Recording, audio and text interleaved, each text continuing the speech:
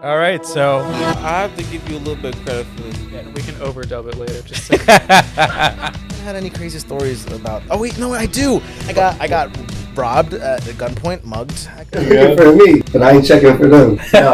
It's sleazy real estate guys, but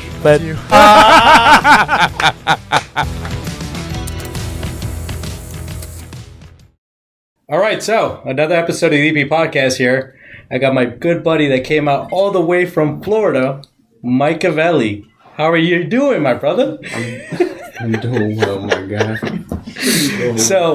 So you, a podcast wasn't supposed to happen this week, right? I had to message everybody. I was like, guys, no podcast this week. We have a special one coming up next week. But then I saw your Snapchat story. You said it's like, oh, I just landed in Philly. I was like, wait, hold on, what? I was in the middle of like an eye doctor shop or whatever the case. I'm like, hold up. Let me text him real quick. I was like, yo, you want to do a pod tomorrow? He said, yeah, I'm down. So, hey, man, it's within less than 24-hour notice, you showed up. So I really appreciate you, bro. Got to be spontaneous. How was your flight?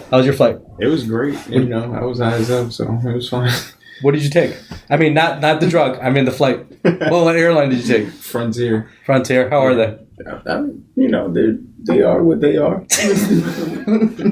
Well, I took Frontier when I went to go see you. They were all right. I mean, it's like you're sitting on a cardboard, but it was like a $60 flight.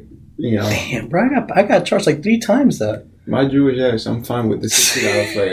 I bring my backpack too, so I ain't got to pay no extra fees. I choose whatever seat they give me. I don't give a fuck. There you go, my man. Making more with less. I love that. Yeah.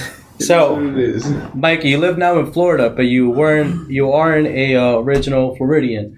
You actually grew up here in Delaware, right? Is that correct? Yeah. Well, somewhat. So tell us about that. How did you end up like? How was your life in Delaware? How was it growing up here? So I was born in New York, and then I moved to Jersey. Lived in Jersey for a couple of years, and then moved to Philly. Lived in Northeast Philly for like 7 years, and then moved to Delaware. And then I guess my mature years, I grew up in Delaware.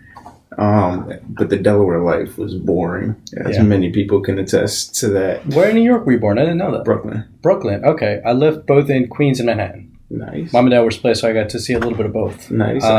Okay. I got family in like Regal Park, Queens. Okay. I got family in Harlem. That's where my whole dad's side is from. Hell yeah, that's awesome. I grew up in Queens. I grew up in a little area called Little India.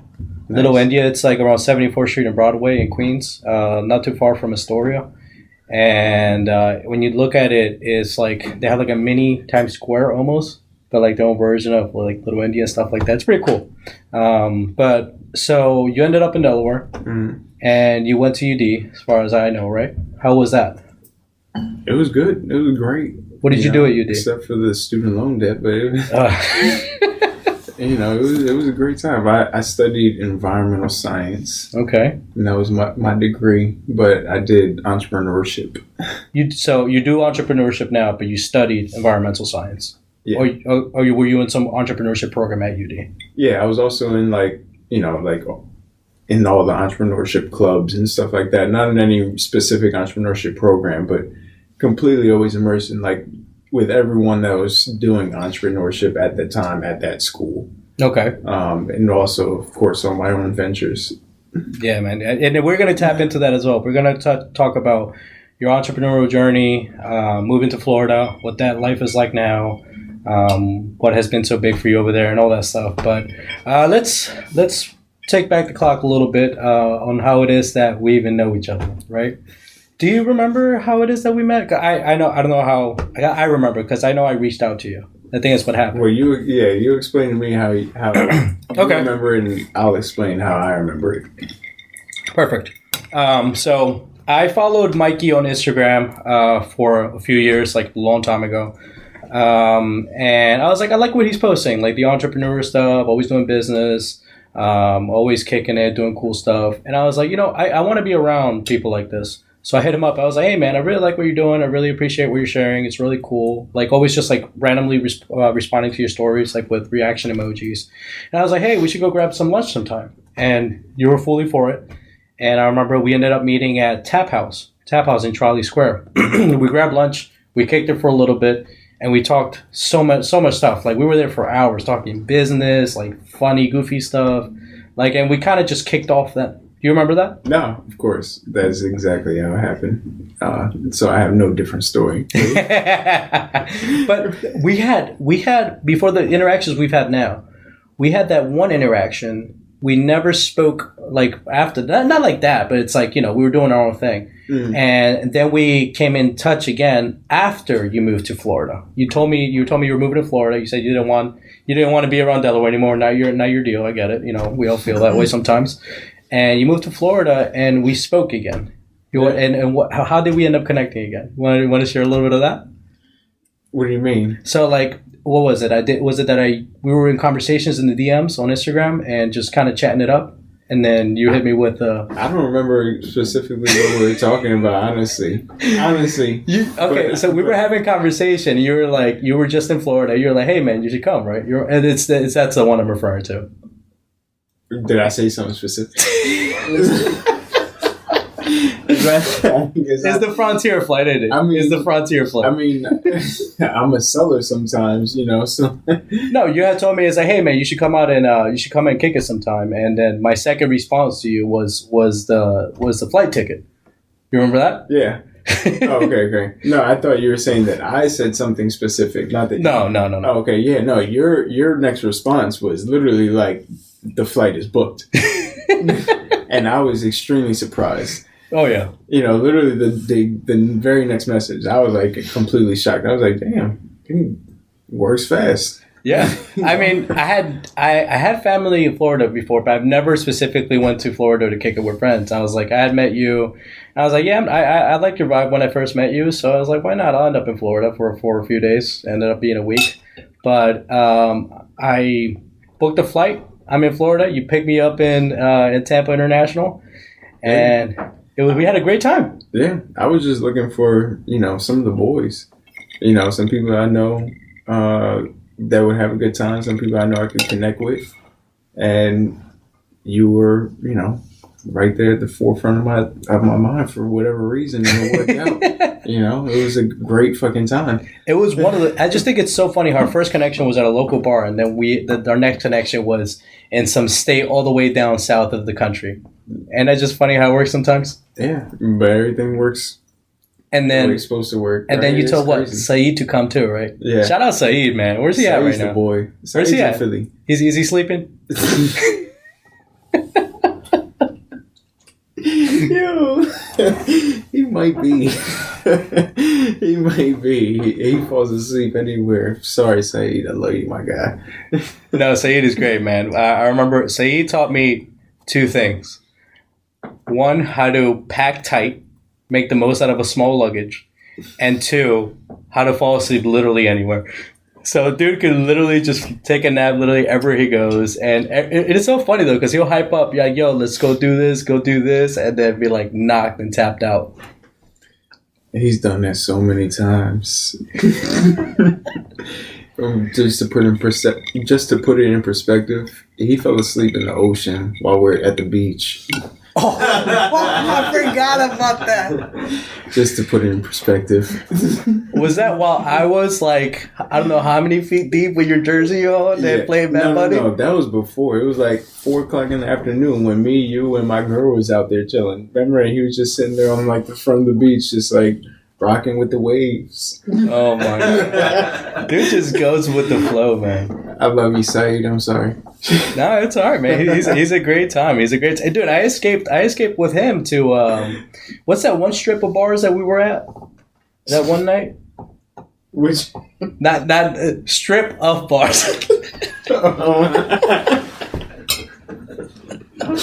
Strip of bars. Oh, in Ybor. You heard the wrong thing, did you? I heard something different. That wasn't me.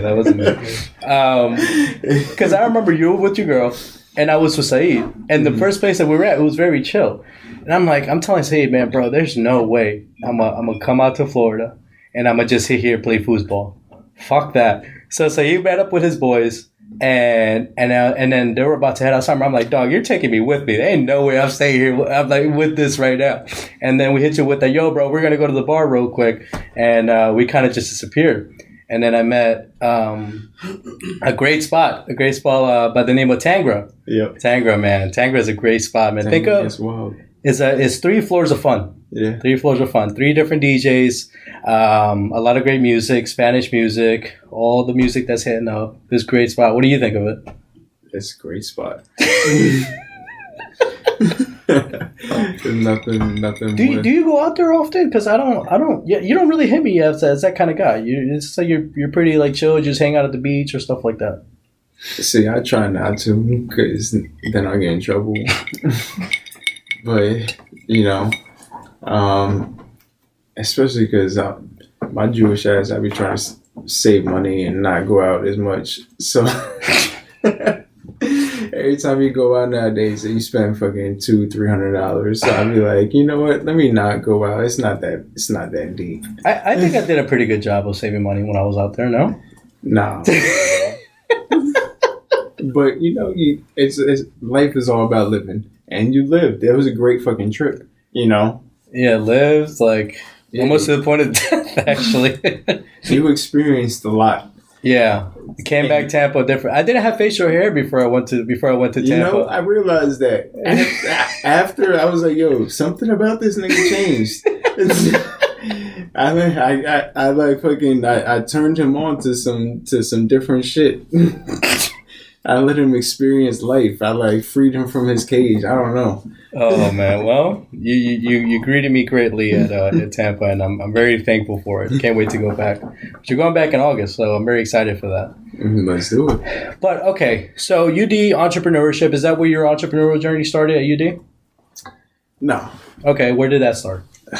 When I was born. Oh, okay. Okay.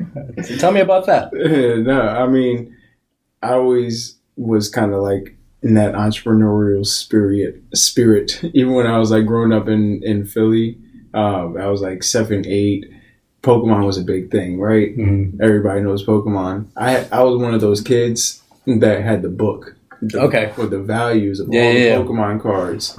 And I knew it, all the values of all of them. And I would hustle all the kids. I'd be like, yo, I got, 3 of these hologram cards. Let me get that one card. You know what I mean? And they'd be like, 3 is better than 1. There you go. Because everyone's 6, 7 years old. They're like, you're going to give me 3 Scythers for this Charizard?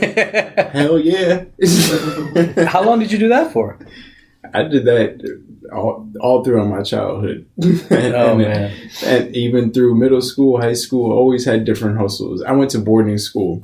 And one of my hustles when I was in boarding school, because, boarding school, you live there. Mm-hmm. And I was broke as fuck all the time. I would struggle to get shit at Walmart at that time. And so one of the hustles that I found was recycling cans. Okay, yep.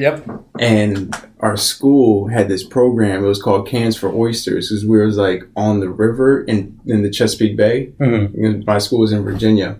So we were right on the Rappahannock River, and we would recycle all these cans, because each can would be 1 oyster. Mm-hmm. And 1 oyster can filter 40,000 gallons of water a day. Okay. So it's good filtration and everything for the bay, and they reproduce and, all that good, environmental shit.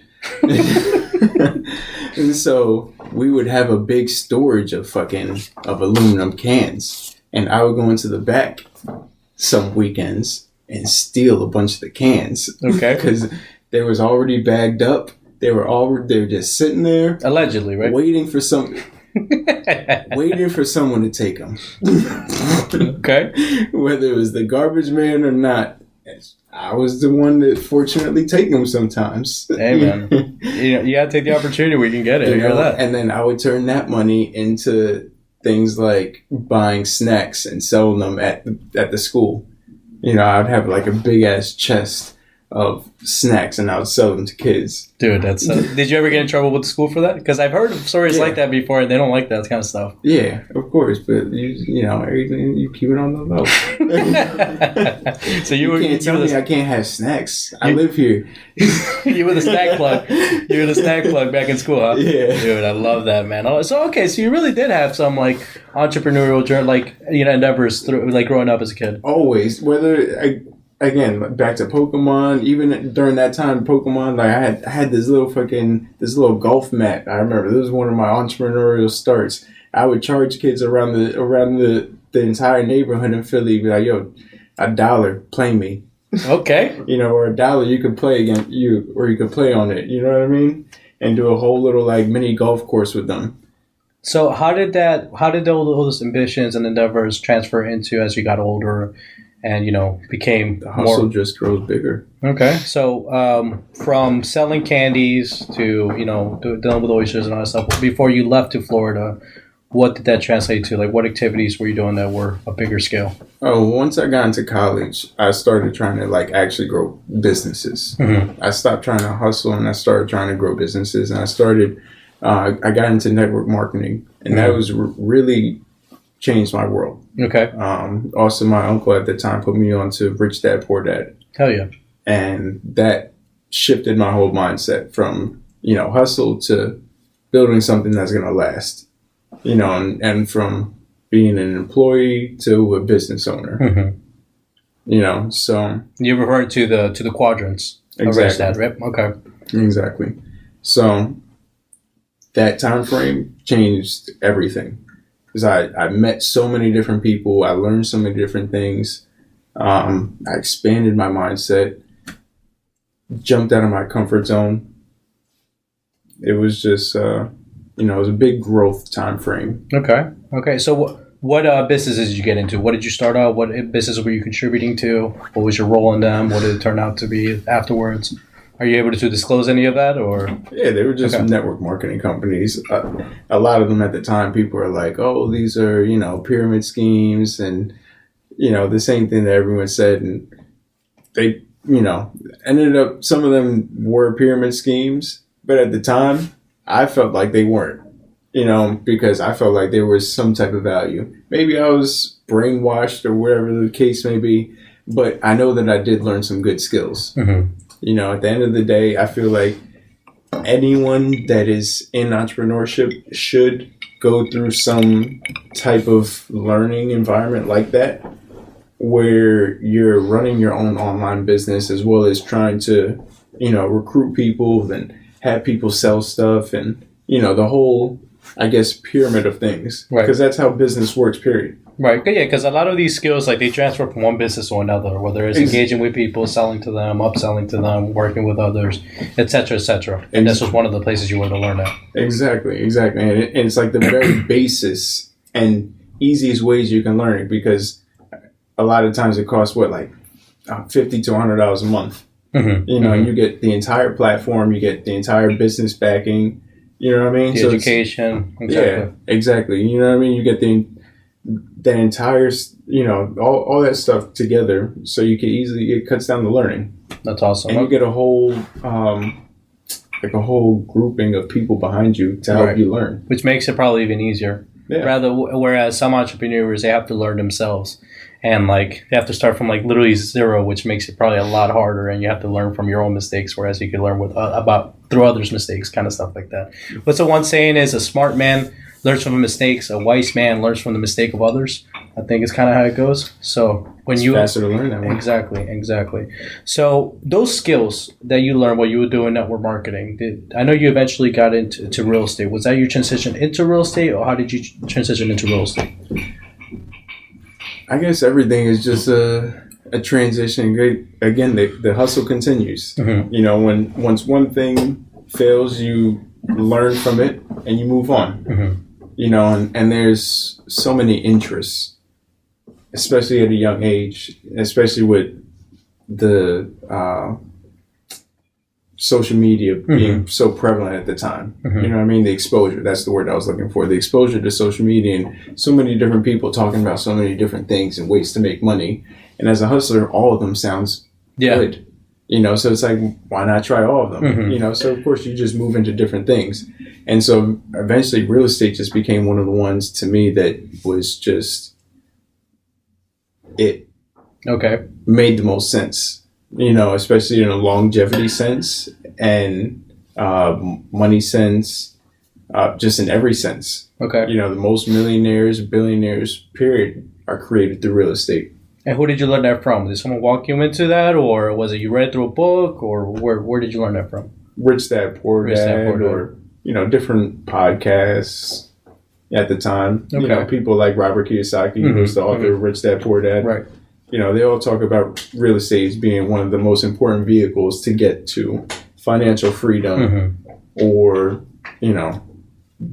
whatever type of wealthy status you're trying to achieve.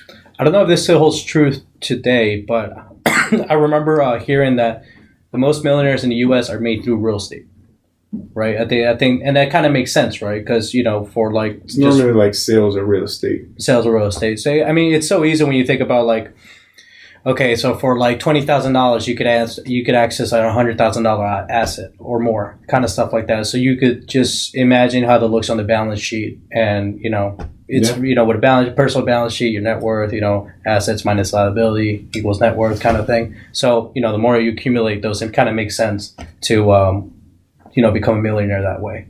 So so you learned about real estate? How did you take your first foot in there? Are you an investor? Like, do you do agent stuff? Like, how was that for you? So my first step was just like anyone went onto realtor.com.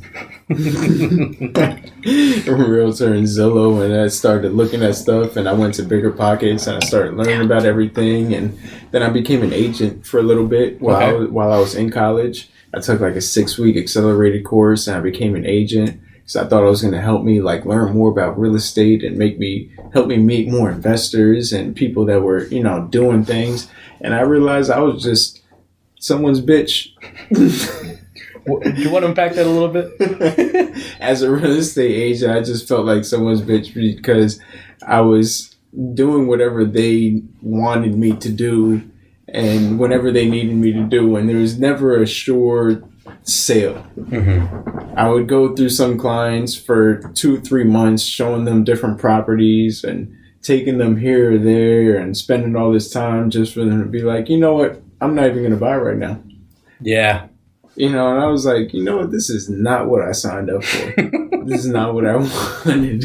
Yeah, especially now, like shows like Selling Sunset on Netflix or whatever it is, like all those, sexy, fancy real estate shows where they make it seem all glamorous and stuff. It's like, hey, the first property you show for many millions of dollars sold to some tech billionaire or millionaire. Yeah, they make it seem so fucking easy. You know what's so funny about those shows? And they all got big tits and short skirts, and it's like, yeah, if I had a boob job and fake ass, I'd sell hella fucking real estate too.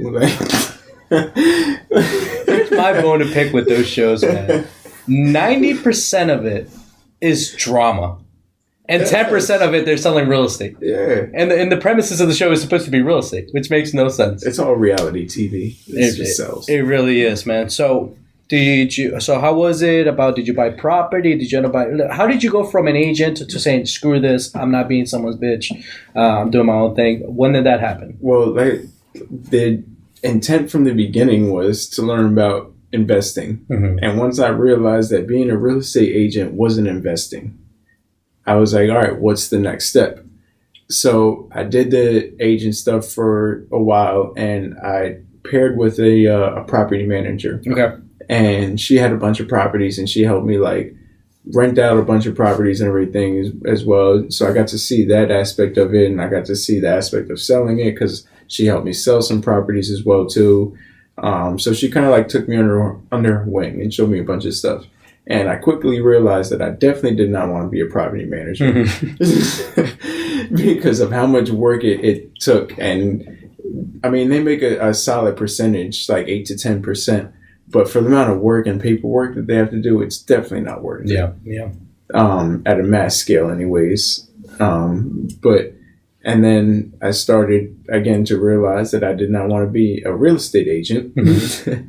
And I tried to get her to teach me more about investing. And, I kept on learning, and eventually I just bought my first property. Okay. I had also wholesaled one property before that. Okay. But that wasn't like my deal. I was like kind of a part of it.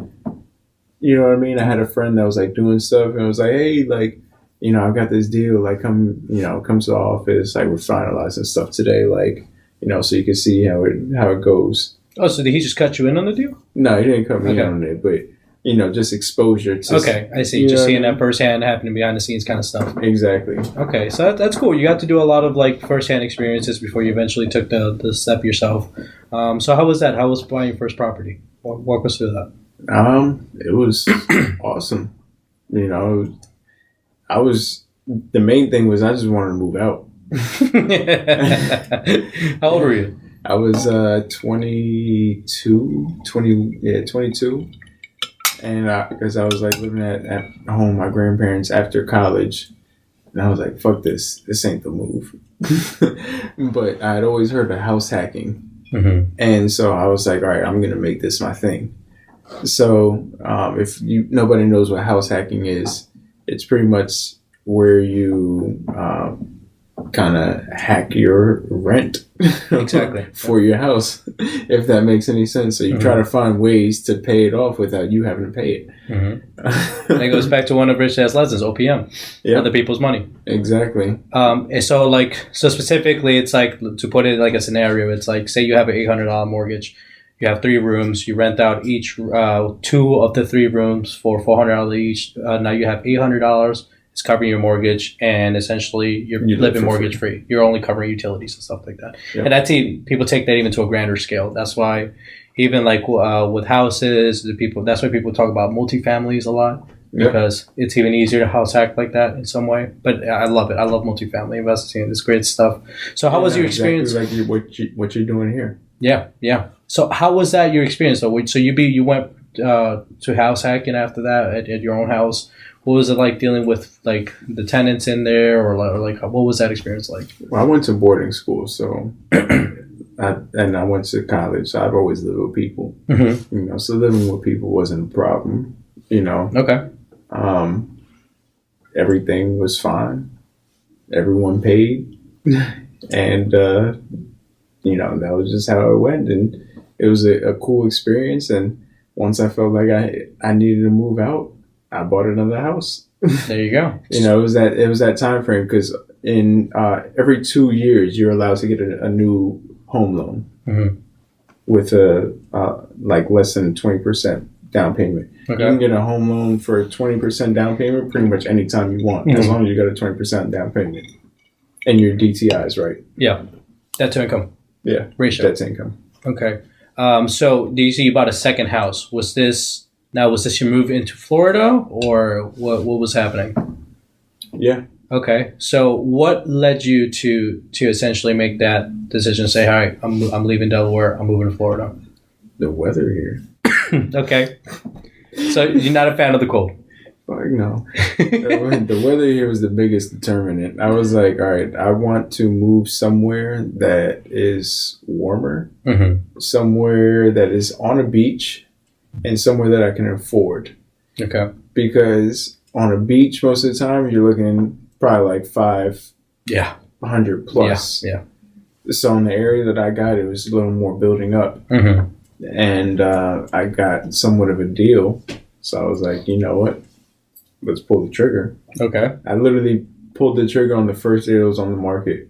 And after the first day it was on the market, there was, I think my realtor told me it was like 13 other offers. And we beat all the offers. There you go. That's awesome. Well, so did you end up selling the house here in Delaware, or? Nope. What did you end up doing with it? Kept it, moved out, and ended up renting it to some other people.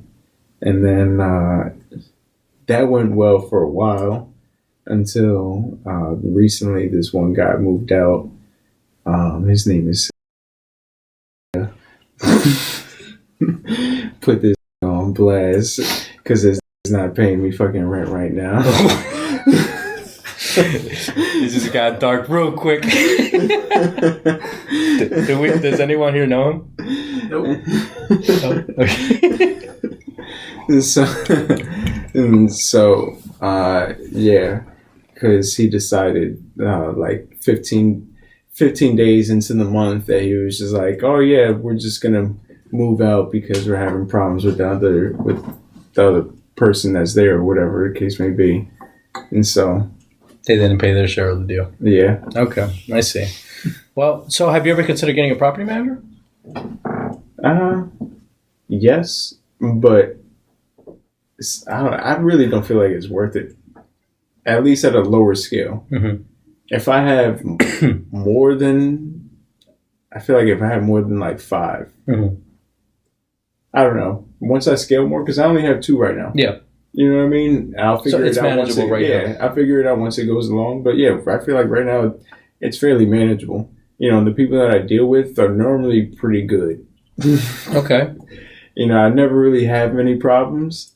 And knock on wood, I normally. Oh my! Why?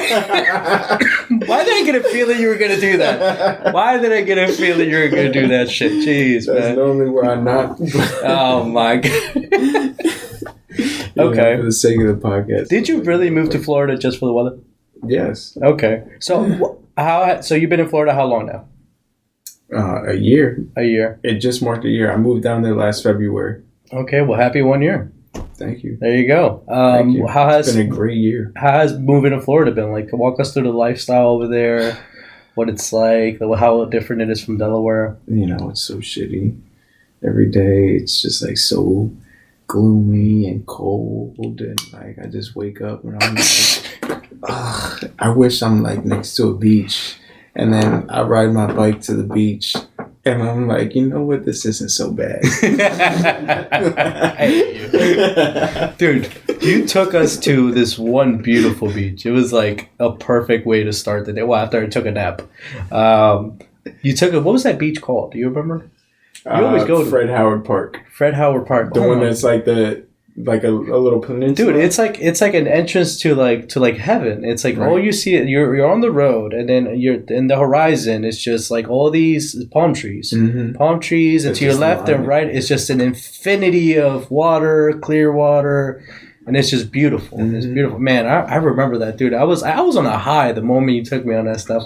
I was like, man, this is gonna be quite the trip. This is our start, bro. I think. My realtor did that shit on purpose to me because he took me there when I went to buy the house. Literally the first time I toured the house, he brought me to all the beaches nearby, and then he took me to that one beach, and immediately I had the same effect. I was like, oh my god, this is gorgeous. Yeah, this is beautiful. I deserve this. I can attest to it, man. It's a beautiful place. The environment is great people. It's a wonderful time. The water's clear as anything, and you're just chilling. Although, what are the seagulls though? They're assholes though, man. Yo, all right. So I mean, I guess I can say this because fuck Florida animal cruelty or whatever.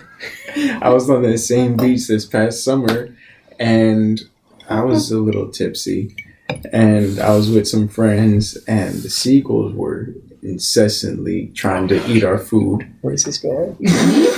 Where is this going? And we're about to leave, right? And all the drinks are gone, but there's a big ass block of ice left in the cooler. And I was like, you know what? I took the ice and I chucked that shit.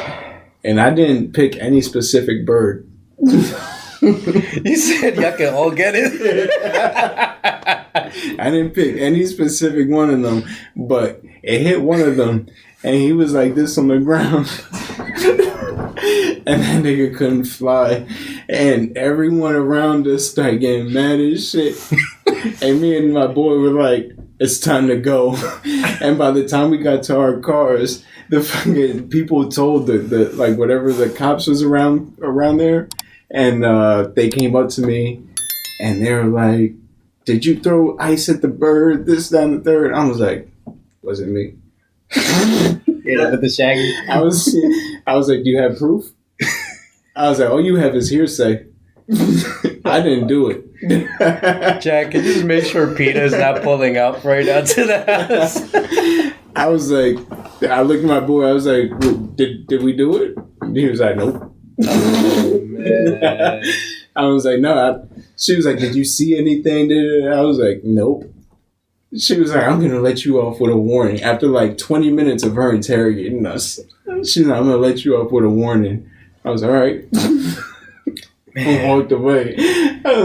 My boy was like, yo, you're a fucking asshole. Mikey, man.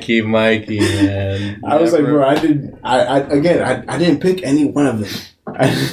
So you were just, just wanted to get rid of the ice of the cooler, and there was an accident kind of thing. There just happened to be birds there. Oh, okay. Because they were eating my food. And you said you were tipsy. Oh. And so they kind of deserved it. But They kind of All right, well. Those fucking seagulls, yo. Them are so annoying. All right, well, seagulls, you have 24 hours to respond. If you didn't get No, I swear to God, the next time I went there, they were like eyeing me up. They started fucking with me again. They're like, you killed my brother. Oh my God, Mike. Well, I'm glad I wasn't there for that when you took me there.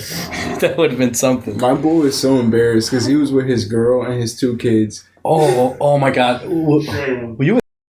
Yes. Oh my God. And he's a rider, so he fucking. No, he didn't. He went with it too. Oh my God. Dude, oh my jeez. He was like, bro, you should tell the truth. I was like, no. I'm rolling with it. There's no proof. What proof do they have? They're not going to give me a ticket today. Oh my God. Okay.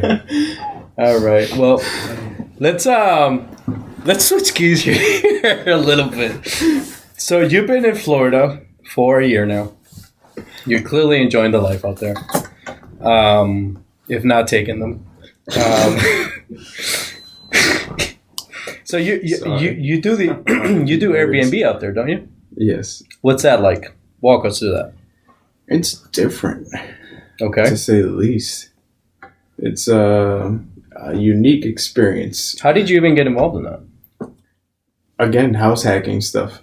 I was just like, what's the easiest way for me to cover my rent out here or cover my mortgage and live for free as well as make some money on it.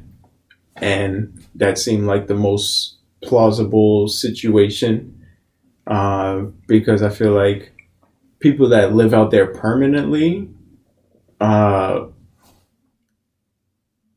would bring me less income. Okay. I guess that's a better way to say Yeah.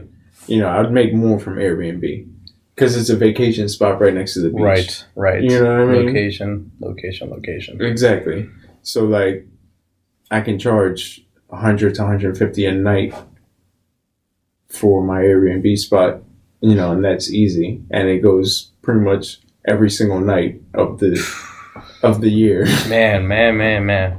Like for these for all of February, all of March, I have people that booked it since last April. Okay. Paid me cash up front since last April. Got people that booked it all of this coming up April. All of last summer it was completely booked every single day. Like, it's been great.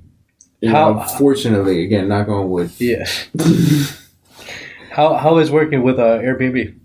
Is that they complicated? Do they work with you well? Is the customer support or anything like that good? Yeah. Have you had any bad experiences with them?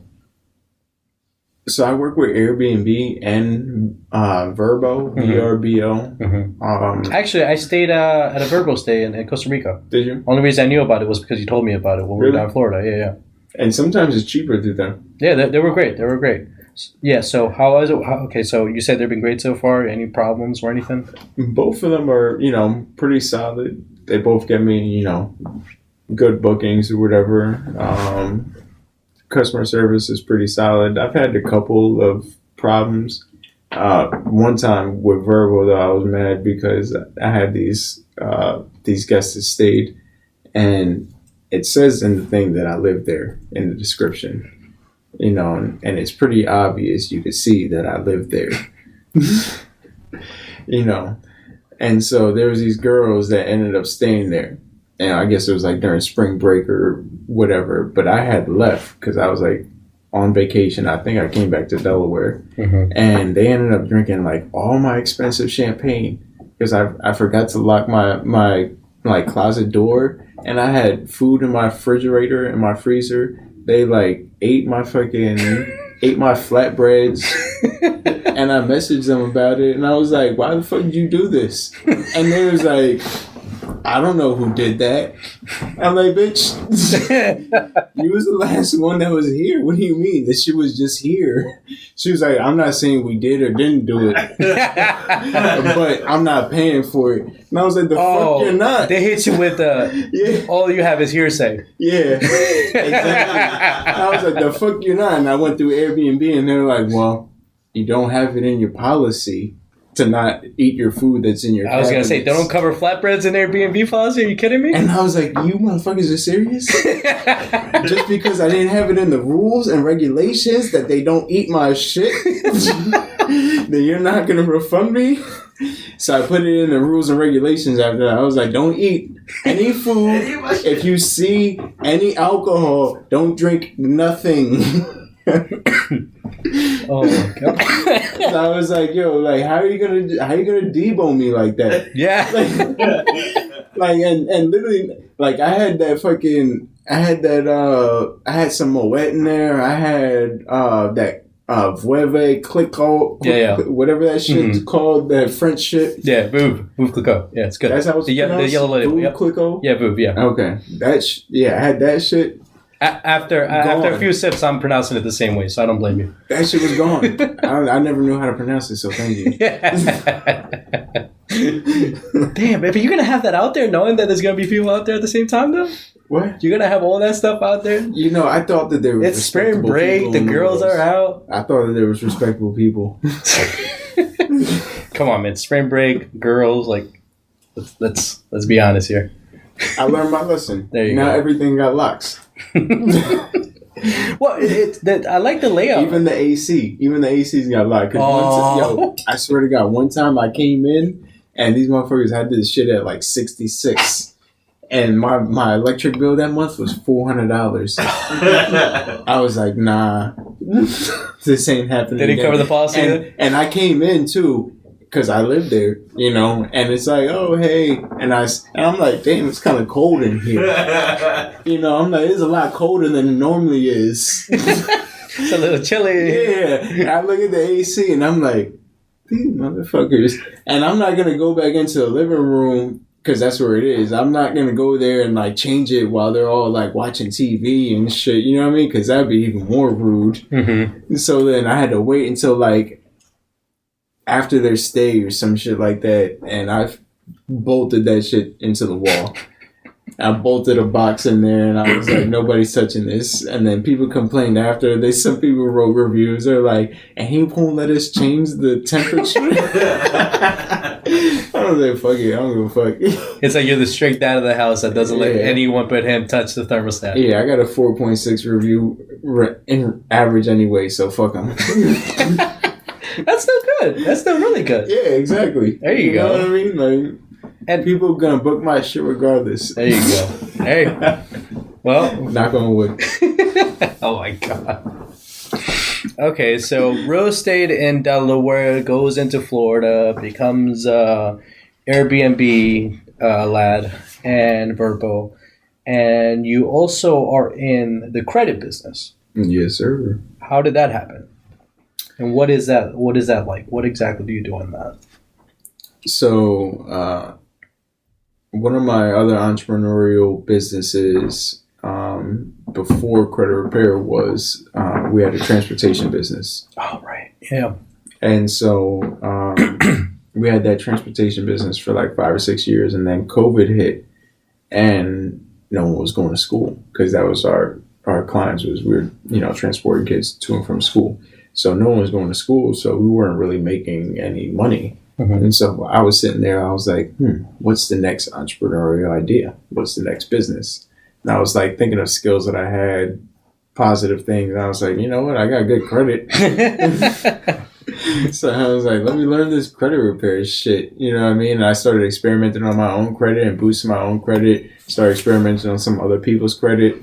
Sent in a bunch of letters, helped them out. Did a bunch of free shit. And then I was like, all right, well, then we started charging for this shit. And that was how it happened. And, still expanding on my knowledge, still expanding on my craft. How long have you been doing it now? About 2 years. Okay. Yeah. Okay, how's it been so far? 2-3 years. Yeah. It's been, been great. Been fine. Still building that. There you go. Yeah, because I remember last time I went to Florida, you were walking me through like all the different like credit stuff, like going into like more tax complicated kind of situations, and you were like breaking me down. I had no idea what the hell you were saying, but clearly you did. I remember I showed up to your house and this one big box came in of a bunch of forms. I'm like, what the hell are you ordering here? It was like a bunch of, was it like tax forms or legal forms? Yeah, a bunch of tax forms. My man, dude, killing it. So I still don't know too much about all the tax side, but all of it is kind of related. Just like consumer law, period. If I could name any one thing in credit repair, is like if you can learn consumer law, you can repair your own credit and you can do wonders, period, after that. Okay. Because, can you give us a brief like teaser into that, what that looks like? I mean, all these companies violate your consumer laws. Okay. So if you can understand how they violate your consumer laws, then you can understand how you can receive remedy for violations. Then you have leverage there. You just got to know the language. Exactly. Very interesting. Very interesting. So Exactly. you're the guy to go to for these kind of things. It's kind of like knowing, like in a real estate period, in a real estate perspective, like if your tenant moves out within and that doesn't give you 30-day notice, you can sue for that back rent. Right. You know what I mean? It's similar things to like that. It's all things in writing, and it's a shame that majority of people don't take advantage of it because they simply don't read the fine print. Yeah, and most people don't. Yeah, most people don't know, and most people don't take action either. Even if you do know, because it'll tell you on the things that they send you. Most people aren't going to read it, and most people aren't going to send anything back. Silence is acquiescence. You know what I mean? Anything that they send you in the mail is a contract, whether you respond or not. Okay. And no response, again, it's silence is acquiescence. So in a court of law, if they sent you that shit 2, 3, 4 times, that's you not responding. So like by default, that's like a response. Yeah, it's a response without a response, essentially. Exactly. Love that. So and that's how they get you with different stuff. So you being the credit guy, are you able to give us some game, like 3 points that if you were to tell anyone maybe in college, very new into credit, some 3 headers to really up their credit game and really step up on that ladder? What are 3 things they can do?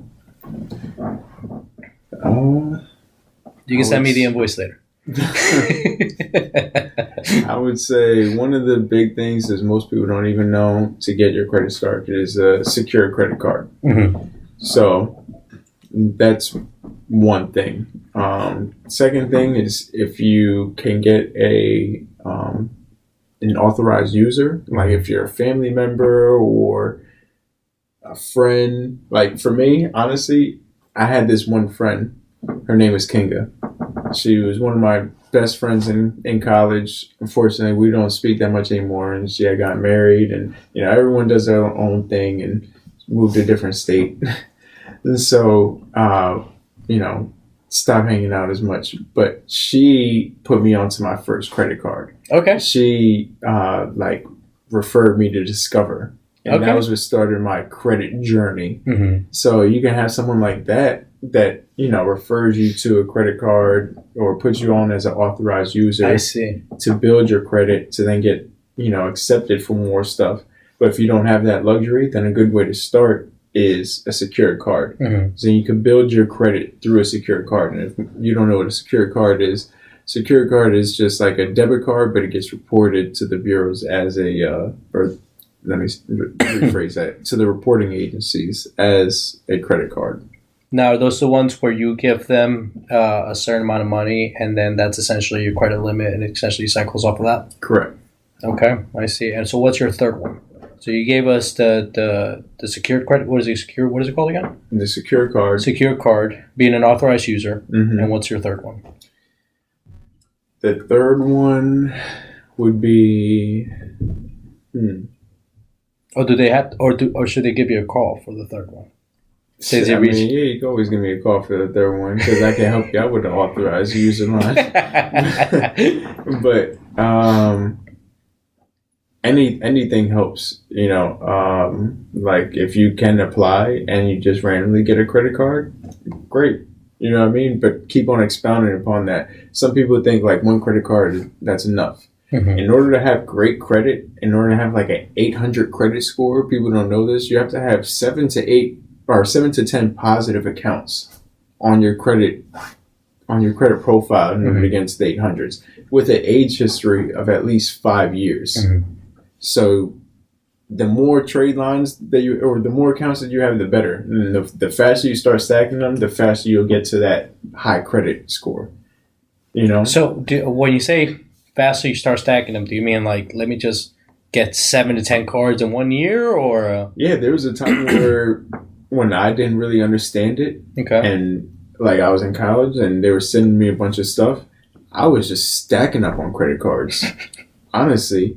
And then once I like learned the credit stuff, like in credit repair, I seen all these inquiries. Mm-hmm. You know what I mean? And I realized too, like once I started getting declined for them, because they would send me all the emails like, hey, you're approved. Stuff. Yeah, you're approved for this. And 18, 19, 20-year-old me is like, I'm pre-approved. Bet. Give me that money. All right, where do I get my card? Yeah. Send me that shit right now. I'm trying to buy something. Sometimes I give you the pre-approved numbers and everything.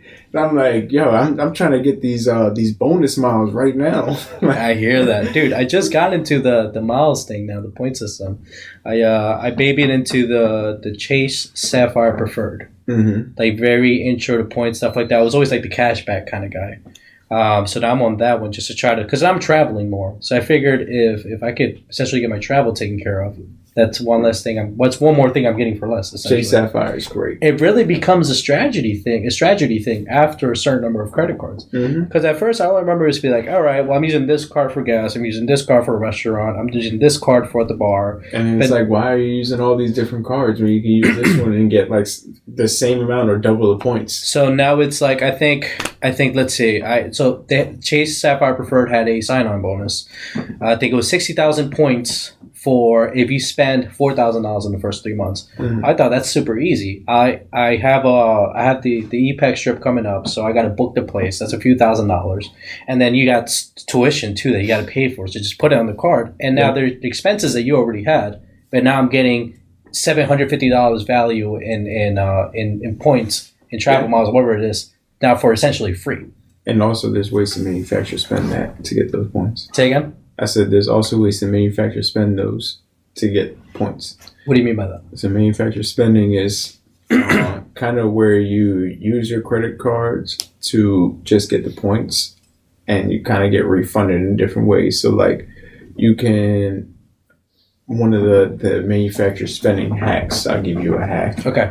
Is you go on, it's like Ebates. Okay. Rakuten. Okay. They give you those big rebates back. Okay. So you go on there and they give you like 10, 15, 20% back sometimes on different things. And then you go on there, pay for, what I did one time was I paid for like $10,000 in golf clubs.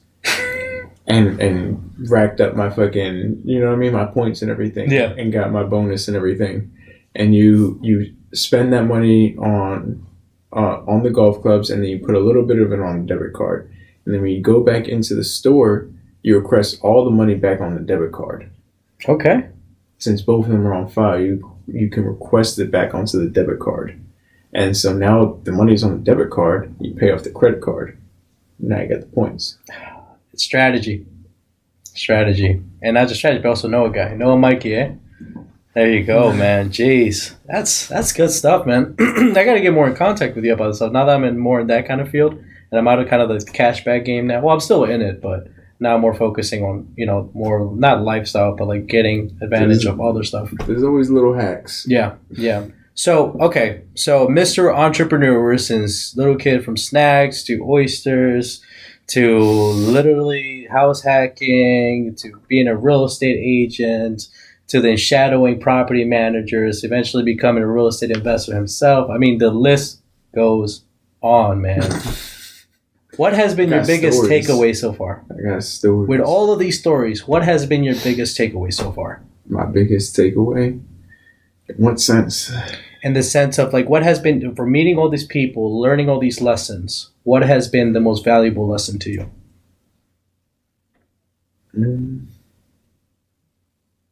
I don't know if there's been a most valuable lesson yet. There's like a lot of lessons. And there's still a lot of lessons to come. Everything is like a growing thing. So everything you do and you fail, you learn from it. You know what I mean? You get back up and you try again. I feel like that's the biggest learning thing. The biggest takeaway period is that like the most successful people fall on their face the most. And a lot of times nowadays people are scared to fail. Scared to even try, and it holds them back from so much shit. And so it's like, don't be scared to put yourself out there, look goofy or whatever the fucking case may be, fall on your face, fail a couple times, lose some money, you know what I mean? Because it happens to everyone in the entrepreneurship journey.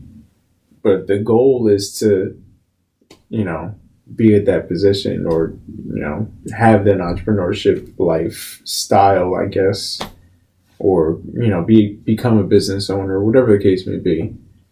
You're going to have to go through it, so it's like, there's no shying away from it. There's no being perfect. Yeah. Golden nuggets from Mikeavelli. Real quick, the name, Mikeavelli. How did that come about? I was a big Tupac fan. Okay.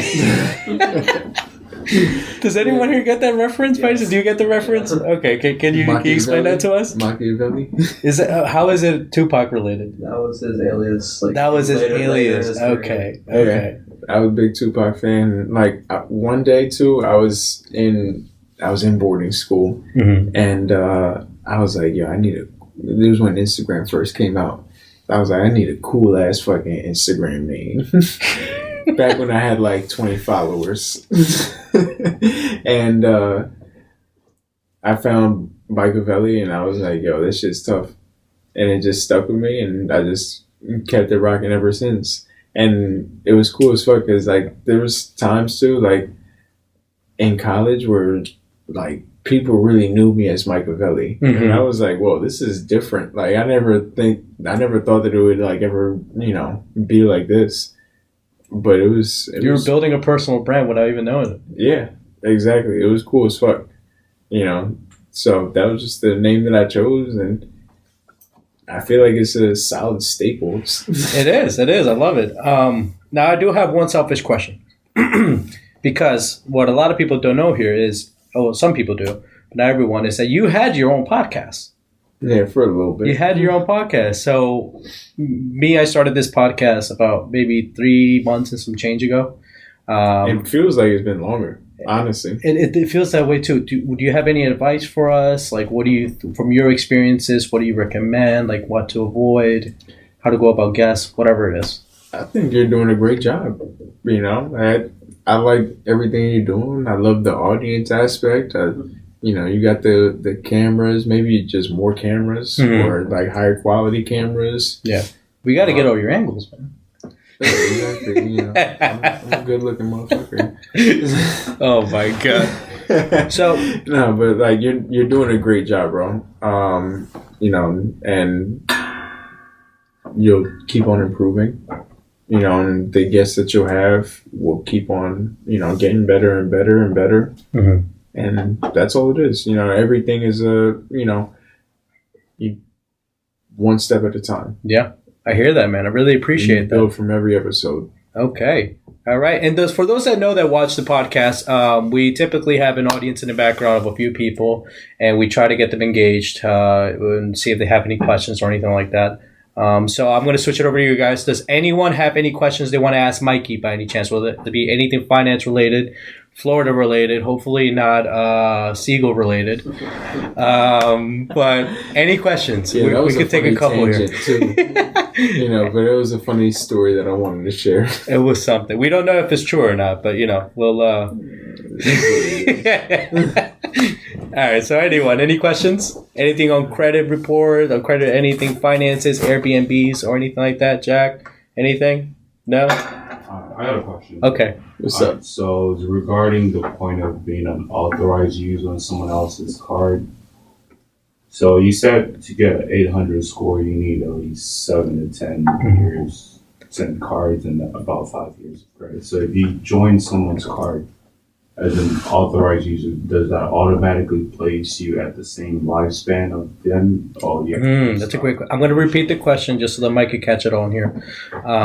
But with the question we just got was that you were talking about being an author. Your 1 of 3 points was being an authorized user. Mm-hmm. And you were talking about reaching that 800 milestone and having 7 to 10 cards in a span of 5 years, was it? Mm-hmm. When you join that authorized user channel, are you also involved into that lifespan of that person that's authorizing you? Yeah, no, that's a good question. And I think he was asking as well too, does it average in with the lifespan? And it definitely does. So say, just say you had no credit history period, right? And then you added someone's trade line, because you can pay for other people's trade lines. Okay. You can pay for random trade lines that are from 1995 with a $20,000 credit limit. You know what I mean? And add that onto your credit. Oh, wow. Onto your credit profile, and that'll let you build a relationship with whatever bank that is, and also gives you higher chances to it. So yes, that'll average into your average credit score now, but it'll only be on there for as long as that trade line is on there. So most of the time too, you buy those trade lines for 2 to 3 months, and then they're off of there, and then once they're off, then they act as closed accounts. So within that 2 to 3 month time frame, you want to be applying for cards yourself, because now you have that age history. Yeah, that you access. have that credit limit. You know what I mean? Banks are perceiving you as more reliable. So now you apply for more credit and you can receive more credit that way. That's the goal of the adding trade lines. So it's not permanent. So once it's closed, you go back to being where. Exactly. But now you have your own. You're supposed to have your own credit. You know what I mean? You're supposed to be building your own credit at that time as well. So if you add different trade lines, it's beneficial. Mm-hmm. There you go. That's like that one quote we always talk about. If you want to go fast, go alone. If you want to go far, go together. Same thing goes to credit cards. Yeah. There you go. Anyone else? It's any questions? Piggyback. Very true. Any questions? Anything? No one? Nope. All right. Come on, give me something good. Someone here? I got it. Oh, this guy. What's up, guys? All right. Hi, people. We got your. I got a question. Hopefully not your realtor. Here, jump in for the last few seconds here. Feeling good. Hey. Jump Where in. are you going? You want me to get in? Hey, let me see. Would you fit in the frame here? Real quick, sit. All right. Where the hell were you? Well, I was out here listening the whole time. I didn't want to interrupt. That's why I said I got a question. I came in here. Okay. What the hell, man? Would you go to one of those hotels again? Huh? What? What? No. Nah, man. I was literally out here listening the whole time. So, did you have a question? I did, yeah. Okay, what is it? So, I heard you talking about Airbnb. That's pretty interesting to me. So, for a beginner, what would you say is a good starting point? Let's say, do you need high capital, low capital? How does that look like? Before you answer that question, you know what that just reminded me of? You know when you show up late to class, and then to not marked as absent, you immediately try to get involved so they don't even notice that you were late. Yeah. That's what that reminded me of. That was good though. That was smooth. That was smooth. No, that was smooth. Okay. But wait, repeat the question. Yeah. So I know you're doing Airbnb. So what's like a good starting point for somebody who's new to it, who wants to get into it? Who like, do you need a lot of capital for that? Do you need can you do it with low capital? What does that look like? So there's ways to do it with low capital. Fortunately for me, I bought the house and I live in it. So I was gonna decorate it and furnish it. Period. But you can do Airbnb arbitrage. I don't know if people have heard of that. Yeah. And that's a very low capital way to get in, where you can do LLC corporation, like shell corporation stuff, and rent out other people's apartments, condos, and different things like that, and Airbnb them as well. And then you don't have to ever pay for the real estate. You just have to make sure that the rent or the mortgages, you know what I mean? Is it a good way of looking at it, like wholesaling rent rather than a property? Exactly. And in some of those properties, they're already furnished. Oh, right. So you don't even have to worry about that. Exactly. Yeah. Wow. Yeah. But of course, some of them, you do have to furnish. Yeah. And then that's another obstacle. Yeah. But if you're building business credit too, now you can put all of your stuff on business credit. Okay. Interesting. Does that answer your question? Yeah, that was good. That's definitely good. Yeah. And I heard your Airbnb. So you said you live in it. So that's interesting to know. I thought like you couldn't live in it. I thought it had to be like a vacant property, in order to Airbnb it out, or what was the other one? Verbo it out. So that's interesting. So technically, on Verbo, it's only like that. Allegedly. So on Verbo, and I even had a talk with them one time because I called them about a problem. And I was like, yeah, and it even says on there that I live here, and they're like, well, we have a policy that it's only supposed to be like solo rentals that there's no owners that stay there type thing. And I was like, oh, well, forget I even called. I didn't say nothing. I wasn't here. I don't know what I'm saying. But Airbnb, they have like they have whether you could do private or shared. But I put mine under the private. Oh, okay. Even though it's shared, I'm just because it's better marketing. No one's looking at the shared one. No one wants to fucking share it. Right. Yeah. You know what I mean? Everyone's just looking for the lowest priced one. Yeah. And if you're in the main one, the main category, you'll get into that lowest price category if you're the lowest price in the area. Right. You know what I mean? Or if the deal is right. And again, fortunately, knock on wood, I feel that's part of the reason why my shit stays booked. And the only problems I ever have is when I'm not there. Surprisingly, when I'm there, everyone loves me. They give me good reviews. I don't know if it's because I'm scary or something. Intimidating. But when I'm not there, that's when they be stealing my shit. They be trying to give me bad reviews. Like one person was like, there was dirt everywhere. I was like, yo, they just cleaned this shit. You lying ass. Right. All right. Well, Mike, what stories, man? What journeys? What ventures? It's been a great time, man. It's been a great time. Thank you so much for coming here today. Sorry for giving too much. Huh? No, please. Wait, sorry for what? I said sorry for giving too much. No, are you kidding me? I'm sure people took away so much from it. I know I sure did, especially with the credit stuff. Well, what other credit questions are there? I know anyone else? Any more credit questions? Going once. Going twice. Sold. All right. But you know what? If they do have any other credit questions, where can they find you? Well, you can follow me on Instagram at Mikeavelli. I also got a business page at mycredithelp365. You can email me there at mycredithelp365@gmail.com or visit my website at mycredithelp365.com. Okay. Sign up for a free consultation. There you go. All right. Well, ladies and gentlemen, there you have it. This has been the EP podcast. Don't forget to like, comment, and subscribe and share with your friends so we could keep having more significant and magnificent guests like Mikeavelli here. Come on. Thank you so much. It's been a blast. And Thanks for EP having me on. podcast is out. My man. Woo!